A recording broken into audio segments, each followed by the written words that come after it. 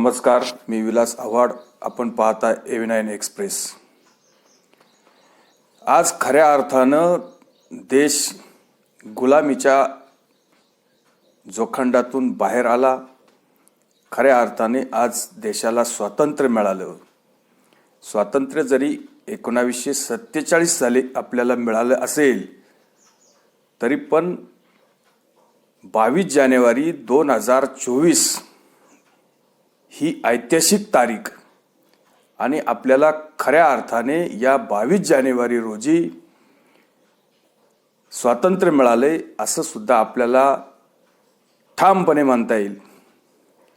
आपण इतक्या दिवस हिंदू समाज असेल, सनातनी समाज असेल, हा सगळा समाज हा कुंभकर्णी झोपेतून जाग करण्याचं काम जे पंतप्रधान नरेंद्र मोदींनी केलंय आणि आता हिंदू समाज, सनातनी समाज जो काही जागा झालाय आणि तो आता झोपणार नाही, तो नक्कीच कार्य करेल आणि चांगलं कार्य करेल. ही सगळी जबाबदारी जरी देशाची किंवा देशाचं काम करण्याची जबाबदारी जरी पंतप्रधानांवर असली तरी पण त्यांना साथ देण्याची जबाबदारी सुद्धा आपल्यासारख्या नागरिकांची आहे. त्यामुळं देशाच्या आदरणीय पंतप्रधानांना सुद्धा आपण साथ दिली पाहिजे. आणि ज्या पद्धतीने अयोध्येमध्ये प्रभू श्रीरामांचं भव्य असं मंदिर साकारले आणि नरेंद्र मोदींच्या हस्ते जी काही प्राणप्रतिष्ठा संपन्न झाली, अतिशय मनमोहक रूप, अतिशय सुंदर रूप, अतिशय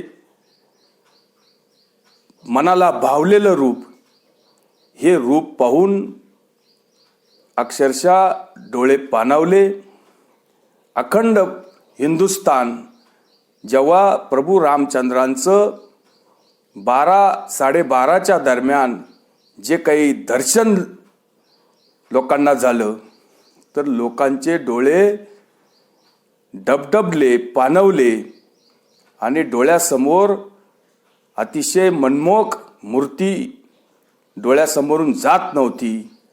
किती पाहावा आणि किती नाही असं लोकांना झालं होतं. ज्या प्रकारचं स्वप्न लोकांनी मंदिराचं बघितलं होतं, ज्या प्रकारच्या अपेक्षा ट्रस्टकडून किंवा पंतप्रधान नरेंद्र मोदींकडून आपण केल्या होत्या, त्याच्या 100 पट मंदिर आणि त्याच्या 100 पट रामलल्लांची मूर्ती तयार झाली.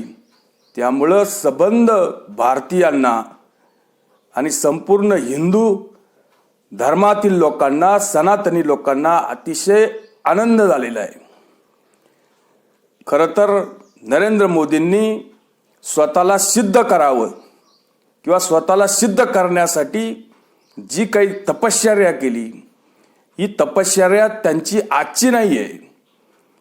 ते राजकारणात येण्याच्या अगोदर सुद्धा काही दिवस त्यांनी हिमालयामध्ये सुद्धा आपलं तप व्रत केलेले. अशा प्रकारचे उपवास हे त्यांनी त्यांच्या जीवनामध्ये अनेक वेळा घडलेले. त्यांच्या आईने सुद्धा या सगळ्या गोष्टी सांगितलेल्या की नरेंद्र मोदींनी आपल्या जीवनामध्ये अनेक प्रकारच्या खस्ता खाल्लेल्या आहे, अनेक प्रकारचे वेळ प्रसंगी कित्येक दिवस उपवास करून किंवा उपवासी राहून आपलं कार्य केलेले. आणि हा संघर्ष त्यांचा अतिशय मोठा आहे. नरेंद्र मोदींचा हा संघर्ष राम मंदिराच्या बाबतीतला जवळजवळ 35-40 वर्षापूर्वीचा आहे. आणि त्यांनी एखादा संकल्प केला तर तो सिद्धीपर्यंत नेईपर्यंत, तो पूर्ण होईपर्यंत ते थांबत नाही. ते पंतप्रधान झाल्यानंतर 2-3 वेळा जे काही शिलान्यास करण्यासाठी जे काही 1-2 वेळा गेले किंवा नंतर 1-2दा गेले, पण निवडणुकीच्या प्रचारासाठी अयोध्येमध्ये कधीच गेले नाही. त्यांनी स्वतःला एक नियम घालून घेतला होता की मी निवडणुकीच्या प्रचारासाठी अयोध्येला कधीच जाणार नाही. मंदिर बांधल्याशिवाय मी अयोध्येतला लोकसभेच्या असेल किंवा विधानसभेच्या प्रचारासाठी सुद्धा जाणार नाही. हा नियम सुद्धा त्यांनी घालून घेतला होता.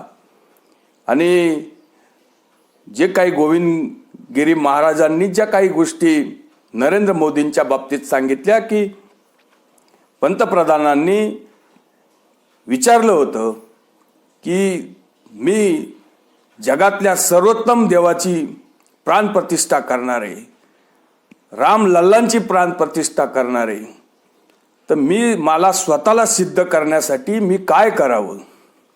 तेव्हा गोविंदगिरी महाराजांनी त्यांना सांगितलं होतं की तुमच्यावर खूप जबाबदारी आहे, तुम्हाला इतका वेळ देता येणार नाही. फार तर तुम्ही 3 दिवसाचा उपवास करा आणि तो पण एक टाईम तुम्ही जेवण करा, एक टाईम तुम्ही करू नका आणि 3च दिवस तुम्ही फक्त खाली धर्तीवर झोपा आणि विदेशवारी फक्त 3 दिवस करू नका. इतकाच असा साधा सोपा उपवास गोविंदगिरी महाराजांनी सांगितला होता. हे सांगताना गोविंदगिरी महाराजांचे डोळे सुद्धा डबडबले, त्यांचा आवाज सुद्धा अतिशय खोल गेला होता. त्यांना अक्षरशः रडू आलं, बोलता येत नव्हतं की इतका मोठ्या स्थानावर विराजमान असलेला व्यक्ती 11 दिवसाचं अनुष्ठान कसं करू शकतो. अर्थात या पदावर बसलेल्या माणसाला अनुष्ठान करण्याची किंवा ते केलं पाहिजे असं कोण विचारणार आहे. त्यांनी ते केलं नसतं तरी कोणी त्यांना विचारलं नसतं. पण तसा नरेंद्र मोदींचा स्वभाव नाही. त्यांनी स्वतःला सिद्ध केलं. माझी पात्रता आहेत का, माझी लायकी आहेत का की मी राम लल्लांची प्राणप्रतिष्ठा करू शकतो, यासाठी त्यांनी स्वतःला सिद्ध केलं. आणि मग ते त्यांनी नाशिकवरून रामेश्वरपर्यंत आणि जिथं जिथं प्रभू श्रीरामांचे पादस्पर्श झालाय अशा जे काही श्रीक्षेत्र असतील त्या ठिकाणी जाऊन दर्शनं घेतली आणि अनेक भाषेतले रामायण असतील, स्तोत्र असतील, कथा असतील त्या पण ऐकल्या आणि तिथल्या देवांना आमंत्रित केलं की अयोध्येला या मंदिरासाठी तुम्ही आशीर्वाद द्या, माझ्या पाठीमागं उभं राहा. अशा पद्धतीचं हे सगळं वर्णन आपल्याला करता येईल. नाहीतर आपण बघतोय राजकारण्यांकडं, मी याचा मुलगा आहे, मी त्याचा नातू आहे आणि मला सिद्ध करण्याची काय गरज आहे, मला तर काय सकाळीच मी आंघोळ केली की कुठली प्राणप्रतिष्ठा करू शकतो. आपण अनेक लोकांच्या आरत्या वगैरे बघितल्या असतील. लोकांना गणपतीची आरती सुद्धा धड म्हणता येत नाही. लोकांना विठ्ठल रुक्मिणीची सुद्धा आरती लोकांना म्हणता येत नाही. लोकांना शंकराची आरती सुद्धा लवकर म्हणता येत नाही. ते लोक अगदी रुद्राक्षाच्या माळा आणि भगवे कपडे घालून आणि कुठल्या तरी गोदा तीरावर उभं राहून आरती करण्याचं जे काही ढोंग रचतात हे आपण सगळं माध्यमांमध्ये बघितलेलं आहे. आता यांचा कालचं जी काही आरती, नाशिकची आरती पण आपण बघितली असेल. निवळ ढोंग आणि निवळ काहीतरी टाइमपास. ब्राह्मण काय मंत्र बोलतात ते, आरती बोलतात ते, याच्याकडे लक्ष नाही.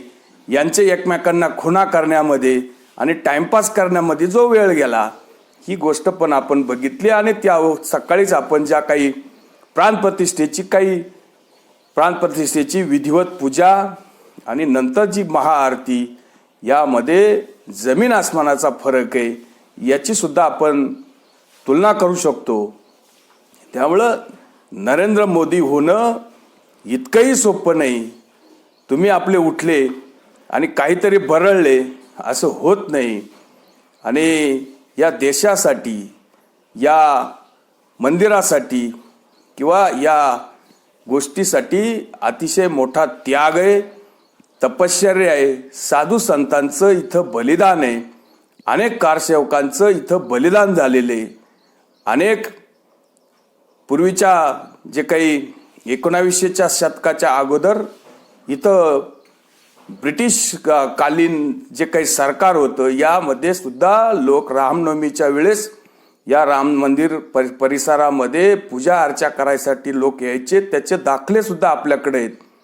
शीख निहंग असतील ते सुद्धा इथं त्या घुमटात येऊन राम राम म्हणायचे.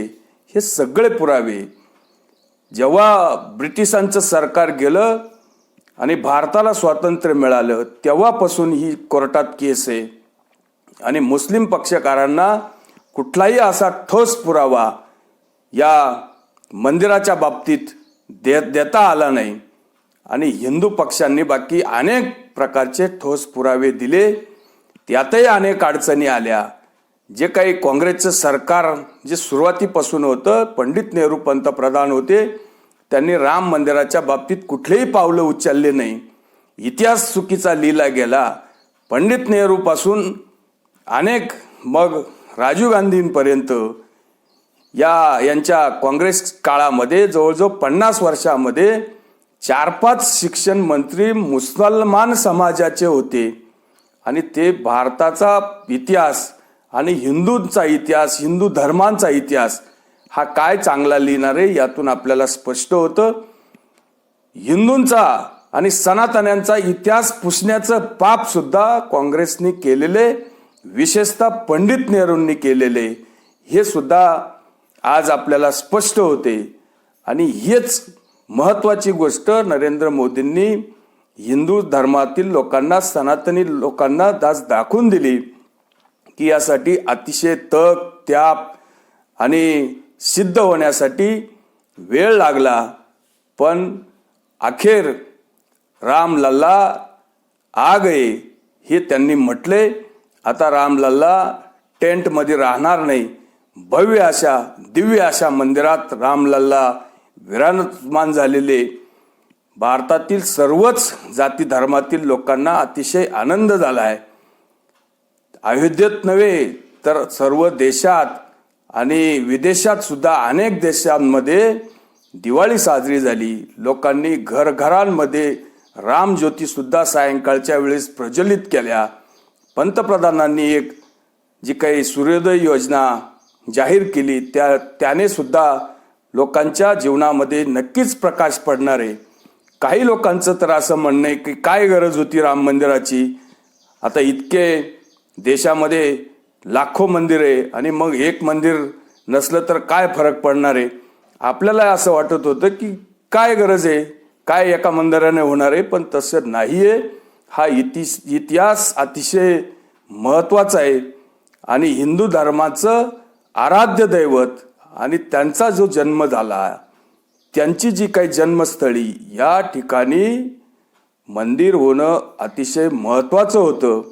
आणि हा जो इतिहास आहे, इथं जो बाबरी मस्जिद जो असलेला ढाचा आहे आणि हे पाडून ज्या काही आक्रांताने हिंदू समाजावर आणि हिंदू धर्मावर मोठ्या प्रमाणात जो अन्याय केलाय आणि हा अन्याय किती दिवस सहन करायचा, म्हणून या ठिकाणी मंदिर बांधणं सुद्धा महत्त्वाचं होतं.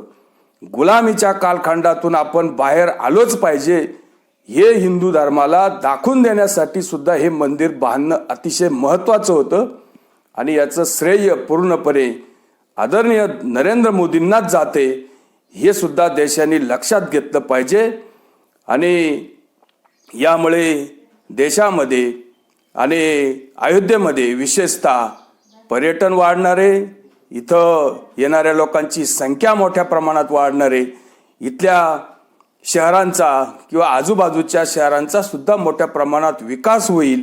लोकांना रोजगार मिळेल, लोकांना काम मिळेल आणि यातून लोकांचं उत्पन्न वाढेल आणि शेजारी असलेल्या सर्व लोकांना सुद्धा याचं भक्तिमय, राममय झाल्याचं समाधान आपल्याला आज पाहायला मिळालं. आणि मोठ्या प्रमाणामध्ये आनंद देशामध्ये दिवाळी साजरी झाली. ही दिवाळी हे रामराज्य असोच राहो आणि देशामध्ये कधीही आता वाद तंटे किंवा जातीमध्ये भांडणं होऊ नये, इतकीच आपण प्रभू रामचरणांच्या चरणी अपेक्षा करूया. तुर्तच थांबतो. व्हिडिओ आवडला असेल तर लाईक करा, शेअर करा. धन्यवाद.